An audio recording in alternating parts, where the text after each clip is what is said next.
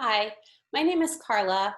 On behalf of my team at Willmott, I would like to just wish everyone a healthy rest of 2020. It's definitely been a challenging time in our country and in our world for several different reasons. And although it may sometimes feel like a challenging time to be in job search mode, it's always a great idea to keep your resume and your other professional documents up to date. You never know when that next great opportunity might be around the corner. And hopefully these tips will help you get everything squared away to some extent, and then certainly keep in mind that our team is available whenever you need extra help. We are always right around the corner, a phone call away or an email away. So let's get started and we'll walk through these together. So keep in mind, again, as I mentioned, you've got this. We really feel confident in our candidates and anyone else who might be viewing these tips. You really can be empowered and take your resume to a certain point, and then if you need any help with finishing it off, we are always available for you and would love to help out. We've been in our business and in this industry since 1982 as trusted leaders in the greater Boston area, New England, and really throughout the country, as we've done a number of national searches as well. So fall back on us when you need to. So we'll first talk about the different parts of your resume that we'll go over today. One is the format, the layout, and the order of sections, etc. Another important part is the content, the material that's actually in your resume, what to include, how extensively, how is the wording flowing.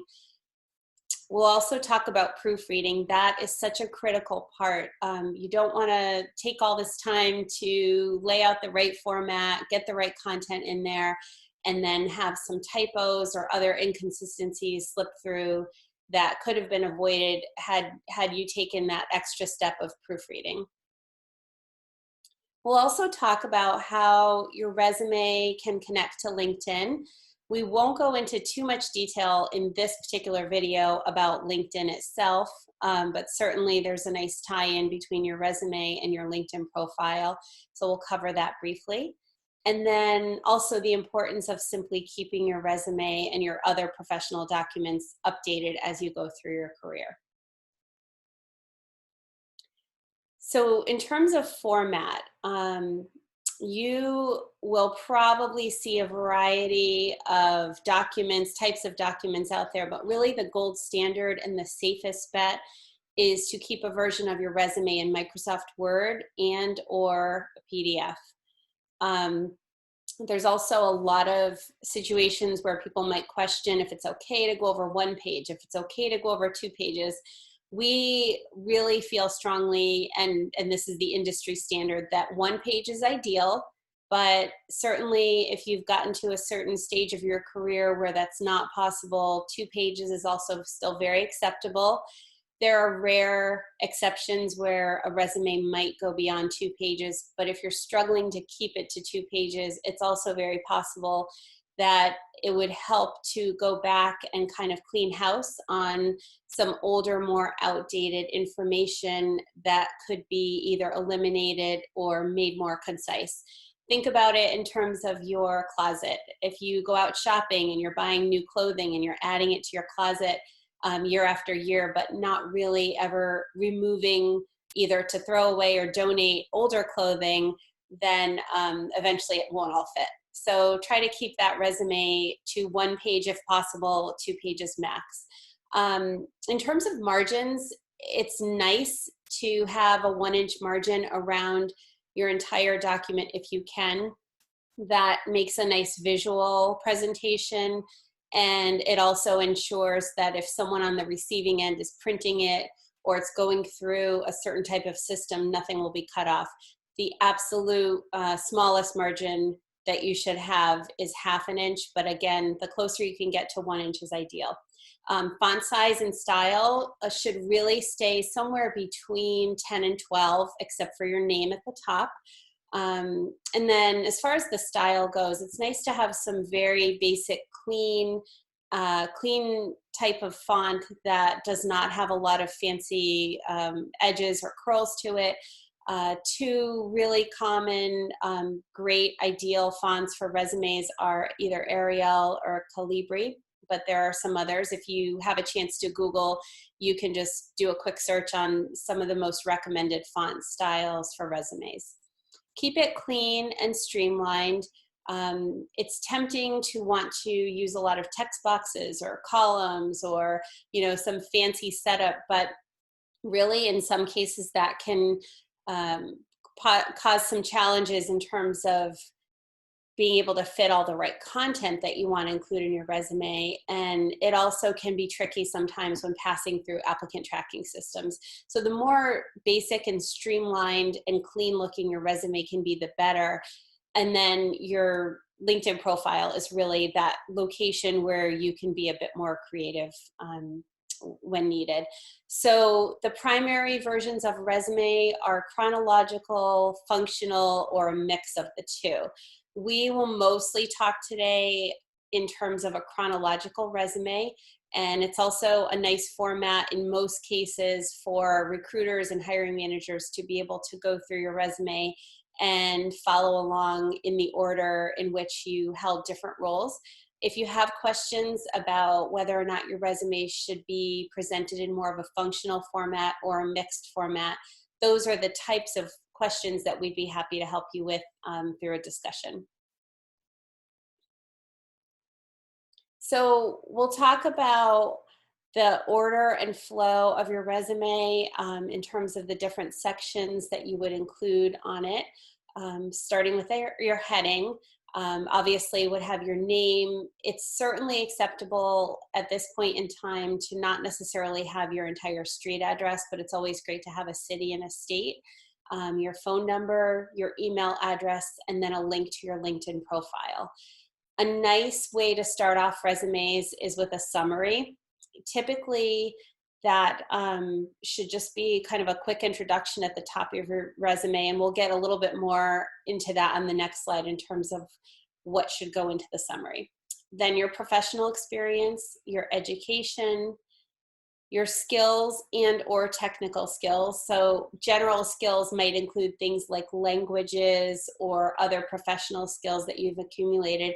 Technical skills are great to include in your resume and sometimes even recommended to have a separate section, especially if you're in a role where the systems are very relevant to the type of work you're doing, or you happen to be someone who is very technologically advanced, and it's just sometimes a great section to highlight. It can either fall up under your summary if it's very relevant to the types of roles you're pursuing, or in other cases down below towards the bottom of your resume. And then other sections might include certifications, awards, things like that. These are judgment calls where sometimes these categories will go on your resume and other times they're really better left to go on your LinkedIn profile. So if you're struggling with whether or not to include them on your resume, this is another area that our team can really help out in terms of pointing you in the right direction. So talking about the summary again, a few years ago, or maybe even further back, it was common for individuals to have an objective on their resume. The downside to having an objective, and the reason that those are really no longer recommended, is number one, they can be limiting, and number two, they're not really getting to the heart of showing a potential employer who you are or what you can do. They more so serve the purpose of targeting or explaining the type of role or job you're pursuing. But again, that can be limiting and, possibly have your resume knocked out of the running if it's not aligned with the type of role that you're actually targeting. The summary should be a mix of your expertise, your competencies, and your professional traits. So a sample summary might start off like, the wording might say something like strategic HR leader with expertise in blank, blank, blank, and it would go on from there. Again, really should not be more than 4 to 5 lines on your page, and sometimes there will be a benefit to including some summary sections in terms of a couple bullets of your competencies or other information that would fall under the paragraph. But that's something to be addressed on a case-by-case basis for each individual resume. In terms of your professional experience, it's great to have your date ranges usually right shifted.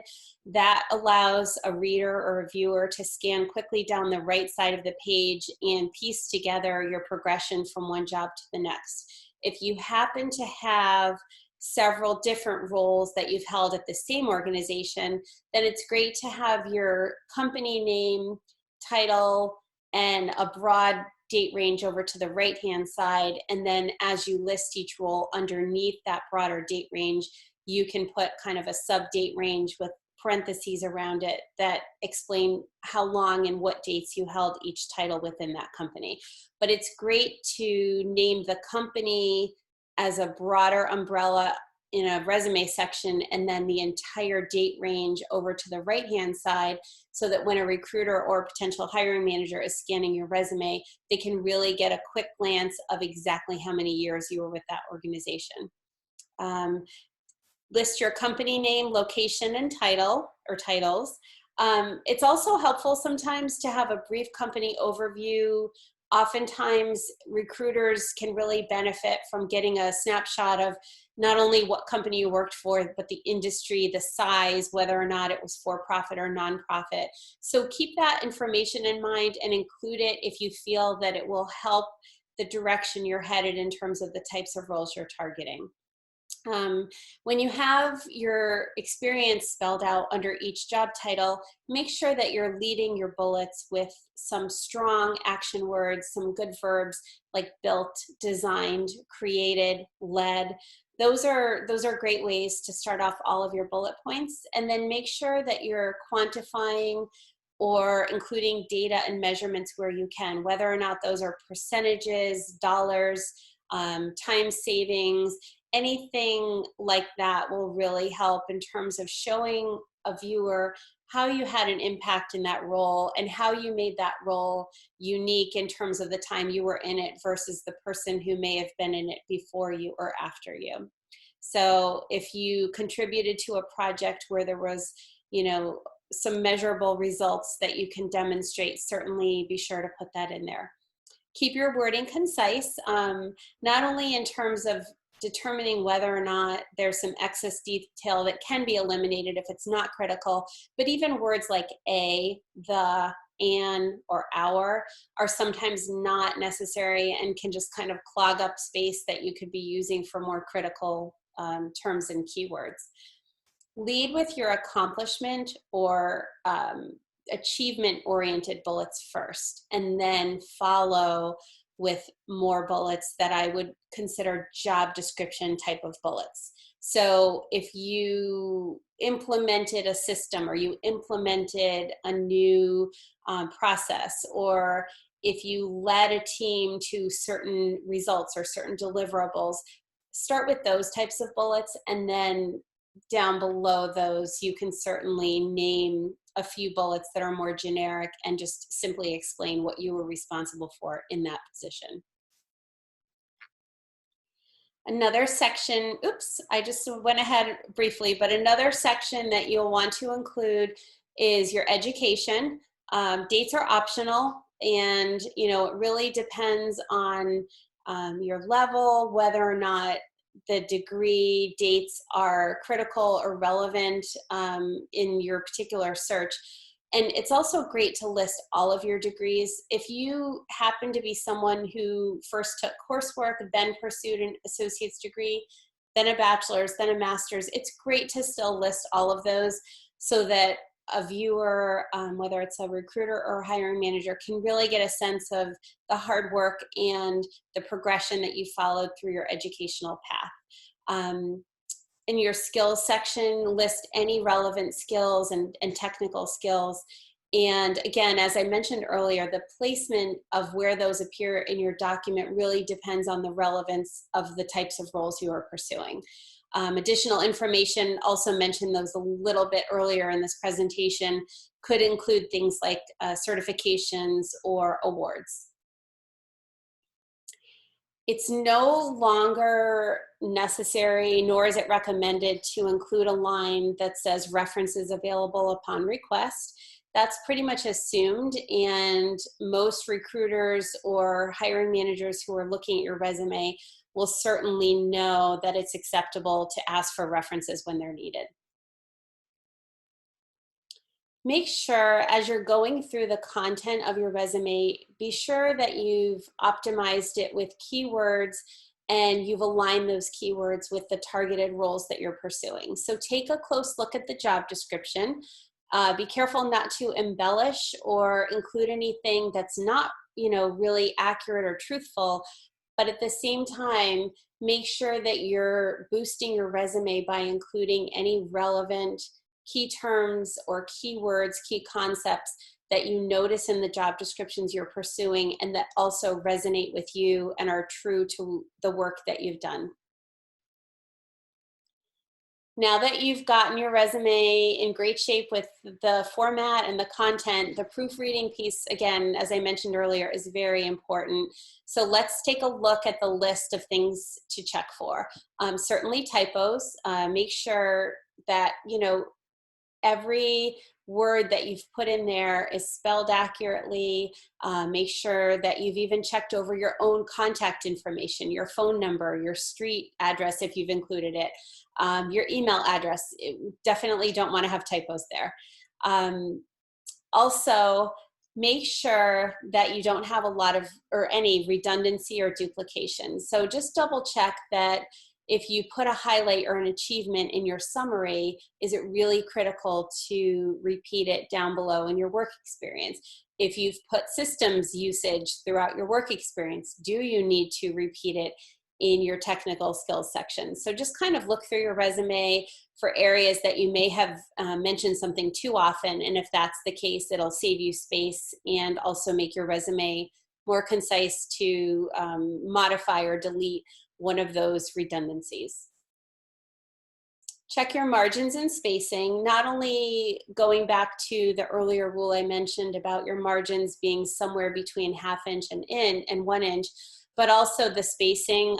Make sure that you've been very consistent in terms of how much space is between each section. You can always check your font size in the line of white space that appears between the sections, and make sure that throughout your document you've maintained consistency between all different sections.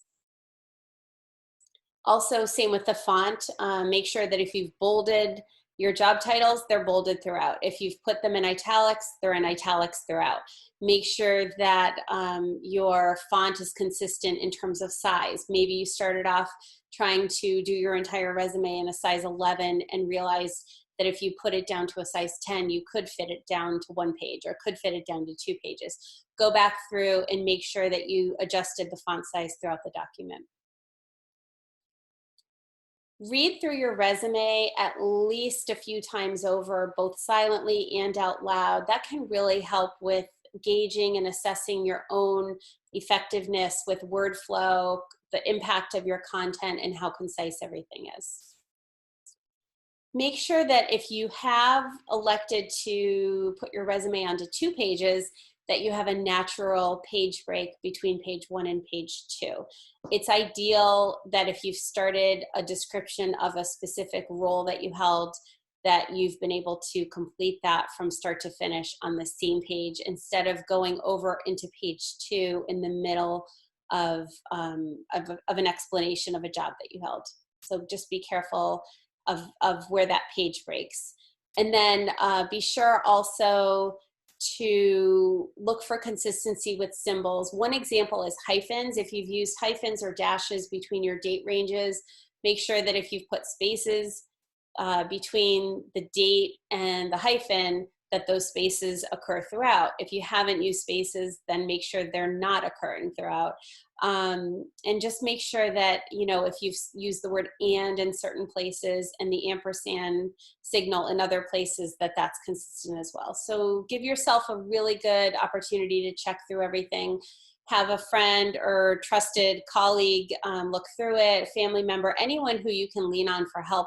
That's great. But then again, remember that we're here also and happy to help out with this. So once your resume is seeming like it's in very good tip-top shape, you feel like you've completely updated it. One nice thing about your LinkedIn profile is that you've worked hard on your resume. You can easily copy and paste much of the content from your resume into your LinkedIn profile. That's especially true for your work experience in your education section.